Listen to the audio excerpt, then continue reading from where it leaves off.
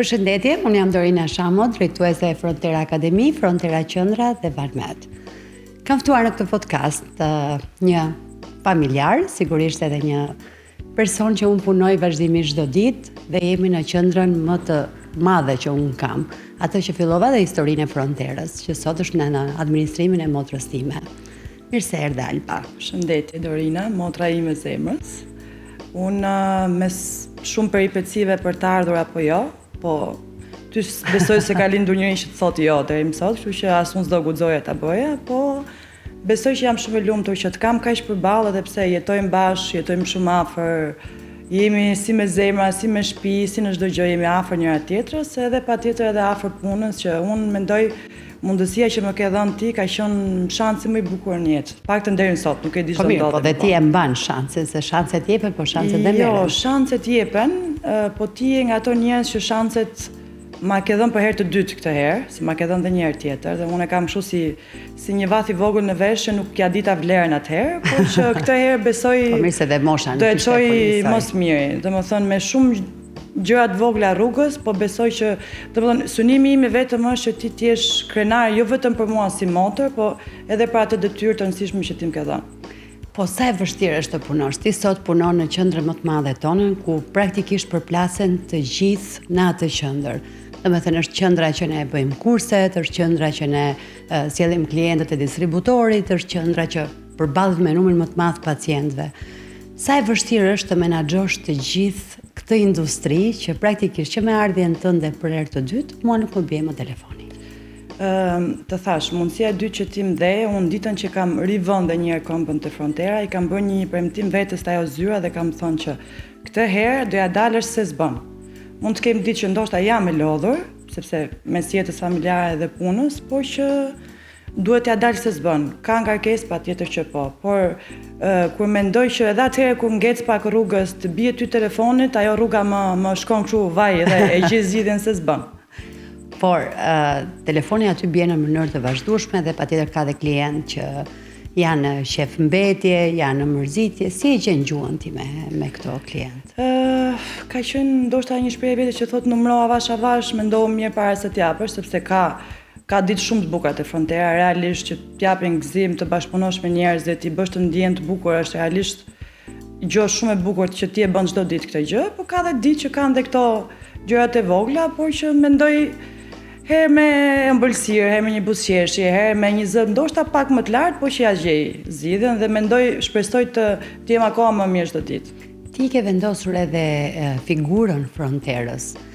Praktikisht ke pranuar që dhe të jesh një form imazhi i një sër videove që janë në publikimet apo në ofertat që bëhen për Fronterën. Kjo ka qenë Jo se nuk e meriton, se je bukuroshe shumë. Patjetër, por që të japi dikush këtë shans është realisht për të vlerësuar, sepse është ndryshe që ti të bësh një foto, ta hedhësh për Instagramin e rrjetet tua sociale, është ndryshe që ti të kesh edhe përgjegjësinë që ajo foto, ajo video, ajo gjë që ti do thuash, do publikohet dhe do shikohet nga shumë njerëz. Dhe për mua realisht ka qenë një vlerësim nga ana jote dhe sa herë që duhet ta bëj këtë gjën, mendoj që ose s'fle fare ose mund të fle shumë pak se duhet ta mendoj që realisht e bëj mirë apo jo këtë gjë.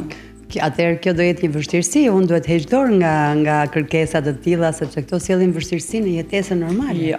Ne si familje nuk e kemi qejf gjumin, kështu që nuk është problem gjumi, s'ka qenë problem asnjëherë te ne. Madje unë kënaqësinë më të madhe të ditës e kam që çdo ditë pothuajse e nis me ty. Domethënë unë kam kënaqësinë që edhe kur ka partisja personale. Po. Unë më bia i telefoni që ti më thua unë po ngjitem ose unë po zbres kur ti del nga palestra ose kur ti je në shtëpi dhe unë nuk ka kënaqësi më të madhe që në atë kafen e mëngjesit ne të dyja bëjmë bashkë. Po sa e vështirë është punosh me motrën? Se këtë përgjithsisht e kanë shumë të vështirë njerëzit për të kuptuar se përgjithsisht njerëzit janë mësuar që është më e lehtë kërkosh llogarinjë të huaj se sa një tëndin, por unë kam qenë gjithmonë me mendimin që njerëzit e mi kanë qenë bazat më të forta që unë kam pasur dhe fakti që unë jam këtu, jam sepse kam pasur ndihmën e madhe gjithmonë të familjarëve të mi. Dhe për këtë kam qenë shumë krenare, pavarësisht të gjithë gojdhënave të njerëzve, unë gjithmonë kam mbështetur njerëzit e mi. Dhe të punosh me ty nuk është e vështirë, sepse dikush që të njeh, dikush që të don, realisht nuk, sepse ti nuk bën asgjë gabim. Vetëm gjë që ti kërkon është që gjërat duhet të jenë në korreksinë e duhur, në momentet e duhura dhe duhet të jenë realisht ashtu duhet të funksionojë çdo punë, edhe sikur mos të ishim motra, duhet të jetë kështu. Patjetër që po, unë kam përgjegjësi shumë të madhe sepse unë fronterën nuk e shoh si vend pune. Unë kur shkoj në mëngjes, mbasi bëj gjërat e mia dhe shkoj dhe fus këmbën tek frontera, unë mendoj çdo ditë si duhet t'ja bëj unë që frontera çdo ditë më shumë të lulëzoj, sepse ajo që unë e meriton të jetë e para gjithkund. Domethënë jo vetëm në Tiranë, po unë uroj dhe shpresoj që frontera mbas shumë vitesh të jetë në çdo cep Shqipëri sepse ti e meriton që kjo gjëja të vazhdojë. Po, unë prap do rrin në Tiranë, kjo është pak e sigurt, nuk do shkoj në asgjë. Jo, nuk të lëvizim nga ajo pika sepse realisht e bën shumë mirë dhe mua më duhet ajo pika. Ti punon me shumë mjek, punon me estetist, me vajzat sektoreve të beautyt, janë shumë profesionistë që punojnë me ty. E kanë ata të vështirë të punojnë me ty?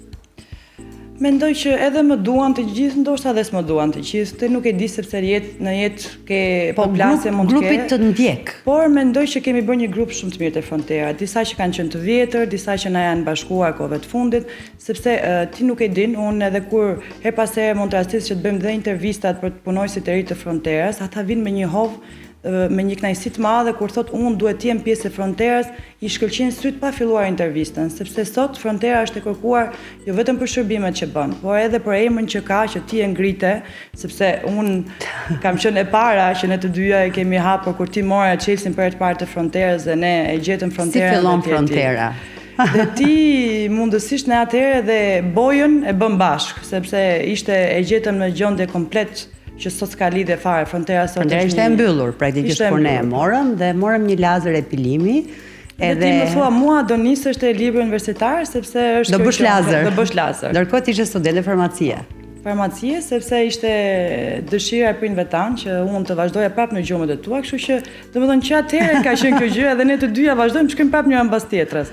Dhe unë mendoj që kënaqësi, unë jam shumë dakord që gjithë jetën të vim mbas teje. Nuk e kam problem fare, do ishte. Nuk do dalësh para se do vi një moment që do duash përpara. Jo asnjëherë. Jo, unë do ta hap rrugën, pa më. Jo asnjëherë. Domethënë unë mendoj që të jem mbas teje do jetë rruga më mirë, se të paktën ti e gjaj ke zbuluar te rrugën.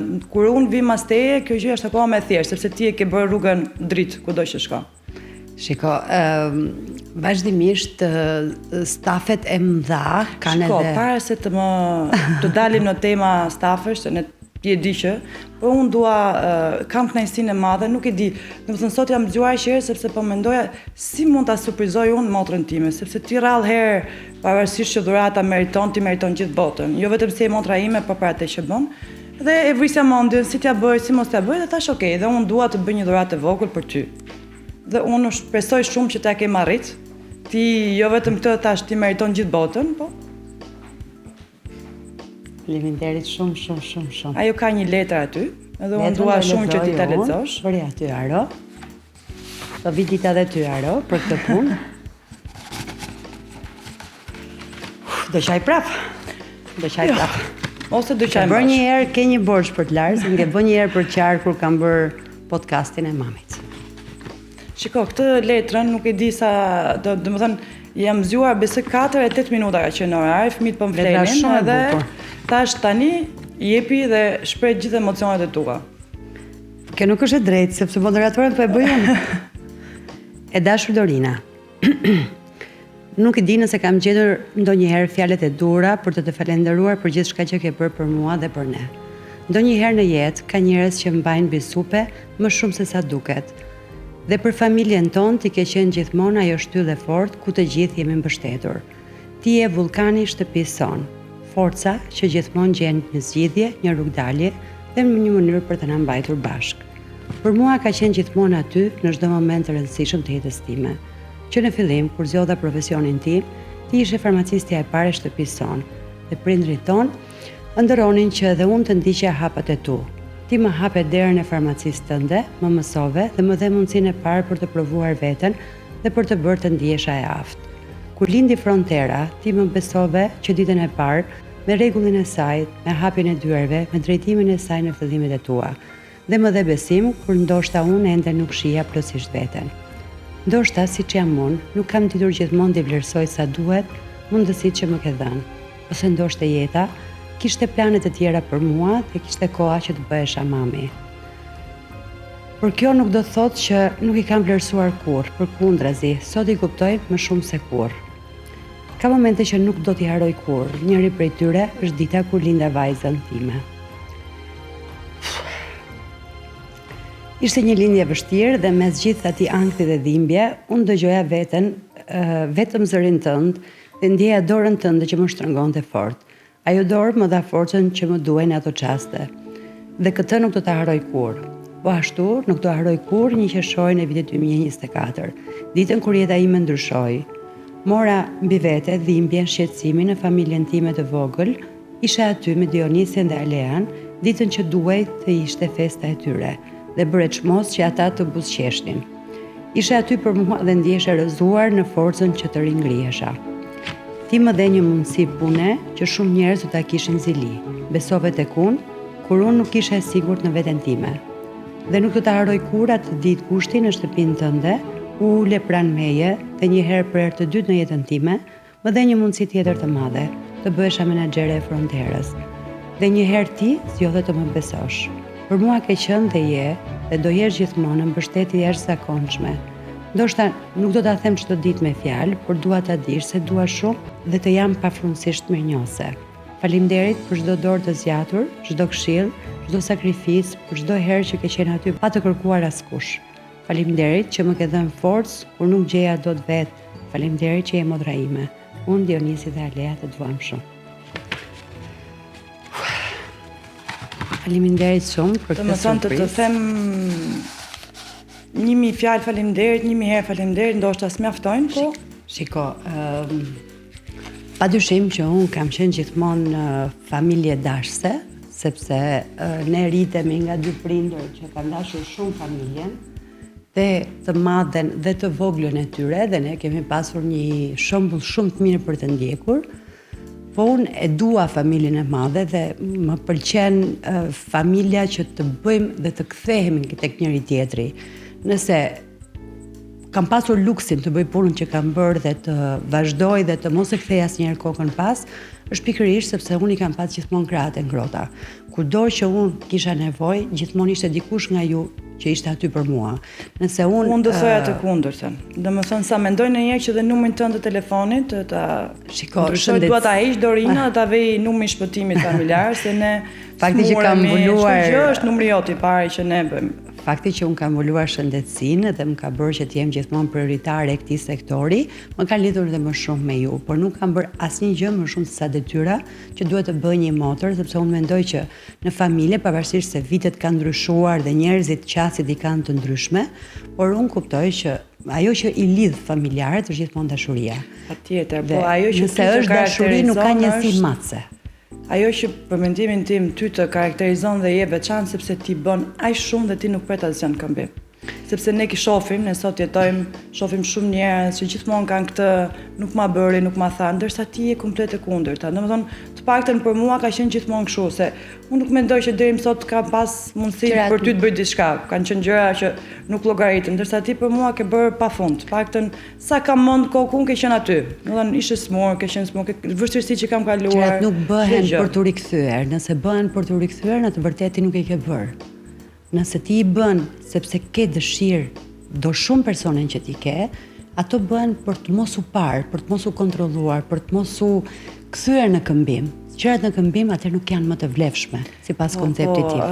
Ti sot je më ke ftuar më, po unë do të bëj një pyetje, ku e gjen ti këtë forcë na më thuaj suksesin e kësaj force, sepse domethënë ka ditë që realisht them sot s'mundem.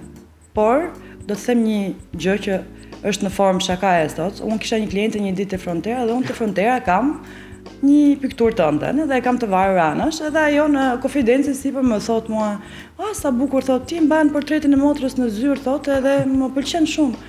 Patjetër i thash unë se unë sa herë gaboj dhe sa herë që unë mund të bëj diçka që s'duhet ta bëj, direkt kthej kokën, shikoj motrën time dhe kthem nga ana tjetër bëj ashtu siç duhet.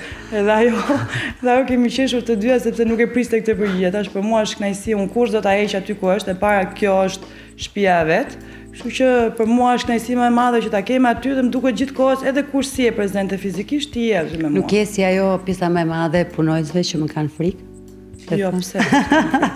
Pse është se kam kuptuar asnjëherë këtë lloj mentaliteti, pse një pjesë e madhe e ato që kanë frikë janë ato që e dinë që e kanë gabim. Dhe prandaj të kanë frikë sepse kur ti e gabim dhe patjetër ti pret që nga ana tjetër do të kundërshtojë, do të thotë për gabimin që ti ke, ti je gjithkohës i provuar. Po unë mendoj që të paktën në këto momente që jemi bashkë ose frontera është, mendoj që pjesa më e madhe e punojësve të duan dhe jo të kanë frikë. Ato që kanë frikë apo kanë pasur këtë ndjesinë, mendoj që s'janë më të pranishëm, sepse ti i ke ofruar një shtëpi, ti i ofron atyre një punë dinjitoze, sipas mendimit tim, sepse të punosh në një punë estetike, në gjëra të bukura është një punë dinjitoze dhe mendoj që pjesa më e madhe, të paktën po themi 90%, po e lëm 10, vjen me kënaqësinë më të madhe ato të paktën që punojnë me mua. Po, sa e përqafoni ju gjithmonë e bëjmë trajnime të vazhdueshme tek frontera dhe është bërë si një laborator i madh i teknologjive dhe investimeve për mjekët që vinë. Sa e vështirë është që ju të jeni gjithkohës në këtë rregulla, në sisteme, në mbarvajtje, në kërkesat larta? Është vështirë sepse ti dhe çdo gjë që sjell te ne, ti e sjell pothuajse gati. Këto njerëz që janë aty, janë vetëm për ta vënë në punë, për ta mësuar dhe ti për ta mësuar ti xha i ke bërë gjitha gati, sepse ti sjell trajnuesit nga jashtë, ti sjell profesionistët, dhe ata thjesht duhet të jenë prezent dhe ta mësojnë atë. Nuk mendoj që në të paktën un kam qenë në një punë tjetër në shtet që patjetër fal teje gjithmonë. Dhe atje mendoj që po çdoja nga trut sepse e para nuk gjeja veten në asnjë moment sepse unë s'isha mësuar të bëj atë lloj pune, po prapë ajo ishte një punë realisht e bukur. Po kur unë era te frontera dhe te frontera ishte çdo derë që ti hap, është luks, është një gjë që ti pastaj të merresh me të bukurën është akoma më mirë. Po ti ke bërë çdo gjë gati atje. Atje, domethënë unë mendoj që ky pjesa e sanitareve, që në pjesën e pastrimit që ti e ke fiksim, dhe është pjesa jote pika e dobët. Dhe ne sa herë shkojmë dhe sikur një gjë të gjejmë gabim varpojmë sepse do vi dorina, ndoshta vetëm për këtë të kam frikë, për këtë për pjesën e pastrimit. Ndërsa çdo gjë tjetër ti e ke vënë në vend që prej vitesh, jo vetëm tani që kam ardhur unë. Domethënë kur e mendoj unë se si është hapur frontera në fillim dhe kur e mendoj fronterën tani. Ti ke jetuar të gjitha etapat. Unë mendoj që është një gjë që ka arritur në majat e saj dhe ti e meriton që fronterat jo vetëm në Tiranë, po dhe kudo që ti po bën frontera të shkëlqejnë kudo. Po, ti shkëputesh me pjesën e parë të punës dhe kthehesh në pjesën e dytë të punës. Sigurisht për një ndarje tënde që ka qenë një zgjedhje dhe unë mendoj që secili nga ne ka zgjedhjet e veta në jetë, ti kthehesh në punën e dytë, që bën mami me 2 fëmijë shumë të vegjël, me një vështirësi shumë të madhe, që padyshim nuk është e lehtë që ti t'jesh me ne të tëra pa gjumë prej fëmijëve, por ndërkohë t'jesh përsëri e lyer, make-up, e drejtuar, e veshur bukur, shumë e sjellshme. Si ja bën ti këtë? Mirë, si ja bëj të gjej forcën, po ti si ja bën? Edhe në këtë drejtim të thash, ne të dyja nuk kemi vetëm motra, jemi edhe komshije, jemi çdo gjë afër. Unë mendoj që, domethënë unë edhe sikur të kaloj vetëm gjysmëore me ty, me motrat e tjera, unë jetoj edhe me mamin dhe kam një kënaqësi të madhe që mendoj që i kam qenë më shumë fat që të paktën pjesën e mbetur të jetës ajo të jetë afër me dhe afër fëmijëve të mi. Por ne jemi bashkë, ne jemi të gjitha aty dhe unë mendoj që fati më i madh në jetë është që ne kemi shëndet. Dhe pjesa tjetër pastaj është zgjedhje në jetë. Nëse do jetë e pranishme, vjen. Nëse jo, janë gjëra që janë të vendosura në jetë për gjithë secilin. Por unë forcën e gjetet e ju. Më beso kur jo më larg se mbrëm, ti e di, unë duhet shkoja diku dhe nuk më linte inati nëse unë nuk do vija 10 minuta të pija kafen të shtëpia jote. Dhe realisht erdha, me të dy që i tërhiqa sankte andej, e pim kafen bashkë dhe pastaj ika. Domethënë unë duhet të takoj ty se s'bën që të karikohem më saktë. Po nuk e kuptoj pse babi ka pasur gjithmonë një dashuri të madhe për ty. Edhe për ne të gjithë, po shumë i lidhur me ty. Shikoj, mendoj që babi kishte ndarë rolet. Ti ishe bateria e shtëpisë, ti i karikoje pak a shumë të gjithë, nuk kishte nevojë të kishte mbas teje. Ndërsa unë ndoshta isha më e vogla nga vajzat, mbas me e patjetër erdhi dobësi shumë të madhe për ty. Po, let më, domethënë shumë kanë thënë vajza e babit, po realisht unë të dy prindit ne dim që të dyja ne, të gjitha ne, motrat edhe vllai e prindit kemi pasur 2 prindër të mrekullueshëm të dy. Na kanë dhënë gjithçka në jetë, na kanë dhënë profesion, na kanë dhënë një jetë që ne s'kemi menduar, unë mendoj që ne s'kemi parë kurrë keq në jetën tonë, kemi parë gjithmonë mirë. dhe jam falendëruese të dyve, dhe ai që është edhe mami që është sot, që për mua të paktën në këtë kushte që jam, ajo bën maksimumin edhe për moshën që ka.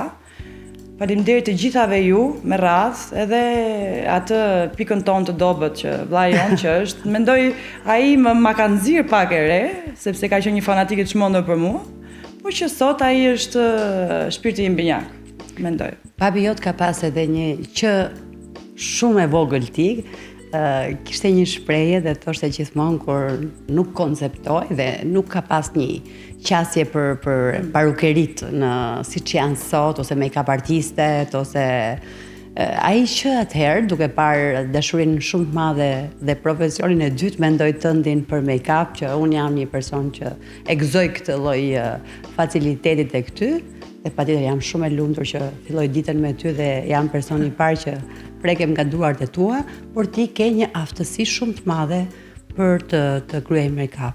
Ndërkohë ai që atëherë të thoshte të hap një sallon shumë të madh. Edhe atë e bëj fjalë në qendër të Tiranës që sot do ishte, por tash jeta i ka vendosur për të gjithë rregullat, mënyrën se si ne ja plotësuam dëshirën atij, ti përsëri je, por je në një format tjetër. Domethënë, më saktë jo ne, ti ja plotësove dëshirën, sepse duke më futur mua te frontera, bëret mundur që dhe unë një pasion timin të vjetër ta nxjerr nga sirtari dhe ta bëj. Duke të bërë ty, duke bërë veten, ndoshta edhe në klient që ma beson këtë gjë, por që për mua është kënaqësi ta bëj. Ka alba pasione tjera? Besoj se do kem, duke ndekë me ty do më dalin dhe ato që i kam pas të fshehura. Nuk mendoj që, domethënë tani më ke plotësuar një ëndër që e kam pasur, domethënë unë të merrem me njerëzit dhe të jem në bashkëpunim me njerëzit dhe ti ofroj atyre jo vetëm gjëra të bukura, ndonjëherë më duket edhe psikologe, sepse më vinë edhe më çajin edhe hallet edhe ulemi dhe flasim edhe vazhdojmë. Po ti ke dëshirë për të dëgjuar. E bën mirë këtë punë. Edhe mendoj që do më dalin dhe pasionet tjera, po të thash, të lutem ec përpara që të vi mbrapa. Që do më ndjekësh. Patjetër, gjithmonë. Deri në momentin që s'besoj do na ndaj njëri, do jem gjithmonë. Unë atë gabim që kam bërë një herë, nuk mendoj kur që ta përsëris dy herë. Se atëherë do më fali. Nuk mendoj që ka qenë një gabim, se sa ka qenë një fazë e jetës, secili nga ne ka një fazë saktuar të jetës që bën ca zgjedhje. Jo gjithmonë të drejtuara nga logjika apo nga mënyra dhe formimi, padyshim edhe vështirësitë se cili nga ne varet se si i pret dhe i mirëpret, jo të gjithë janë të fortë që në momentet saktuara të marrin vendimet e saktuara dhe sigurisht edhe rrugtimi që të kishim neve këtë podcastin sot kështu, do duhet të ishte ajo. Dhe unë i them faleminderit ikjes tënde të parë që kishim një mundësi vlerësimi të lartë.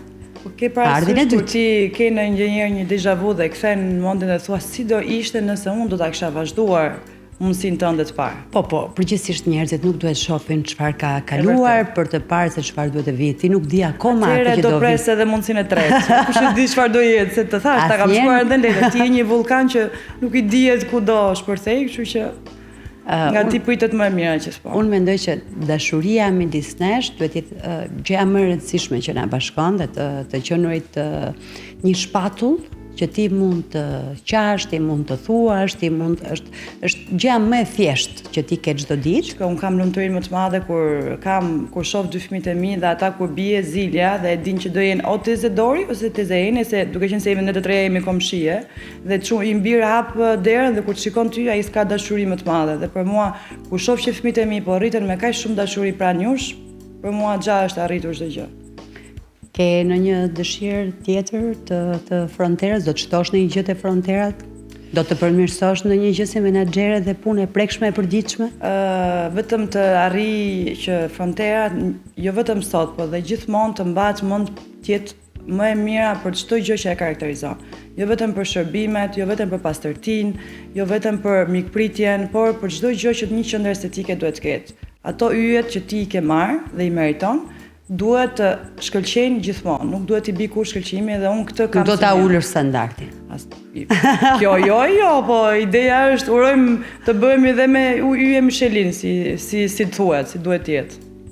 Unë të falenderoj shumë që ishe pjesë e këtij podcasti. Mendova që s'duhet vija, po bëra mirë që erdha, sepse bashkëbisedimi midis motrash është qerr. Patjetër, ne bashkëbisedojmë çdo ditë, po kështu në këtë mënyrë nuk e kisha menduar, po gjithsesi të falenderoj nga zemra, faleminderit që je pranë meje, faleminderit që je ajo që je. Vetëm kaq do të them, sepse realisht nëse s'ta kam shprehur çdo ditë sa xhant kam, të kam edhe besoj që ti e meriton që gjithë njerëzit që ke afër teje të duan kaq shumë. Faleminderit shumë për dhuratën dhe që ishe pjesë dhe që pranove dhe që je pjesë e jetës time shtetit. Faleminderit. Ky ishte podcasti më me shumë falënderime ndonjëherë që mund të kemi marrë sot. Faleminderit shumë.